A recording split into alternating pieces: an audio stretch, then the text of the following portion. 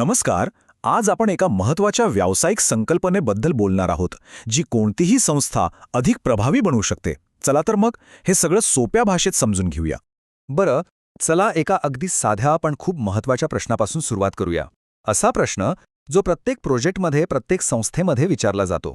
तो म्हणजे आपलं काम खरंच चांगलं चाललंय हे सिद्ध कसं करायचं? केवळ वाटतंय म्हणून तर नाही ना चालणार. आणि या प्रश्नाचं उत्तर दडलंय MPM मध्ये. MPM म्हणजे मॅनेजिंग परफॉर्मन्स अँड मेजरमेंट. याचा सरळ अर्थ आहे की व्यवस्थापन हे अंदाजावर नाही, तर ठोस माहिती आणि आकड्यांच्या आधारावर करायचं. हे वाक्य खरं तर खूप काही सांगून जातं. आपल्या कामाची पद्धत का सुधारायची याचं मूळ कारण म्हणजे आपल्याला चांगली कामगिरी करायची आहे. यामुळे पारंपरिक विचारसरणीला एक नवीन दिशा मिळते. फरक अगदी स्पष्ट आहे बघा. जुन्या पद्धतीत काय व्हायचं, आपण आधी प्रक्रिया बदलायचो आणि मग आशा करायचो की आता निकाल चांगले येतील. पण MPM पद्धत बरोबर याच्या उलट आहे. ती आधी विचारते आपल्याला काय साध्य करायचं आहे आणि मग त्या उद्दिष्टांपर्यंत पोहोचण्यासाठी नक्की काय आणि कुठे बदलायला हवं हे डेटाच्या आधारे ठरवते.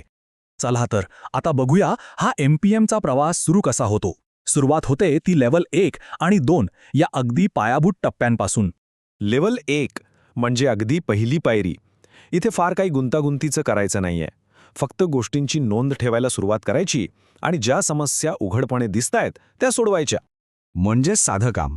आपलं काम कसं चाललंय याचा हिशोब ठेवायचा, समजा एका वहीत किंवा एक्सेल शीटमध्ये. आणि जर लक्षात आलं की अरे इथे कामाला उशीर होतोय, तर लगेच त्यावर काहीतरी तात्पुरता उपाय शोधायचा. इतकंच. आता लेव्हल 2 मध्ये आपण थोडं पुढे जातो.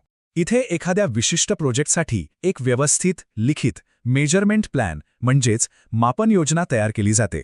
इथे एक चक्र सुरू होतं. सगळ्यात आधी उद्दिष्ट ठरवायचं, मग ते मोजण्यासाठी नक्की काय वापरायचं याची व्याख्या करायची. त्या व्याख्येनुसार डेटा गोळा करायचा, तो तपासायचा, मग तो डेटा आणि विश्लेषण जपून ठेवायचं. आणि सगळ्यात महत्त्वाचं, जर उद्दिष्ट पूर्ण होत नसेल तर लगेच कामाच्या पद्धतीत बदल करायचा. हे चक्र सतत फिरत राहतं.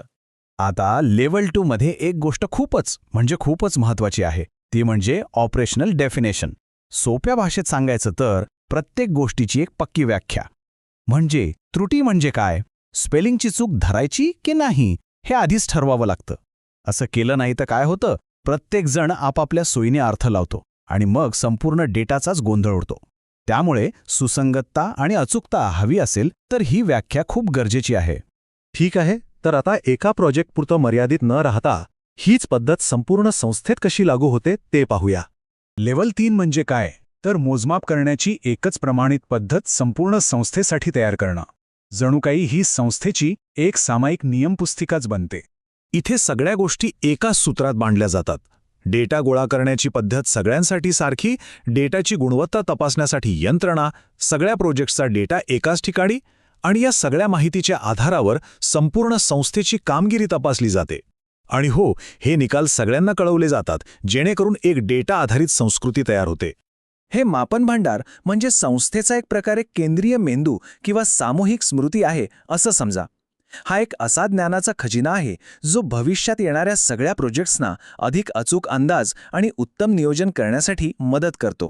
आता आपण अशा टप्प्यावर आलोय जिथे एक मोठी झेप घेतली जाते.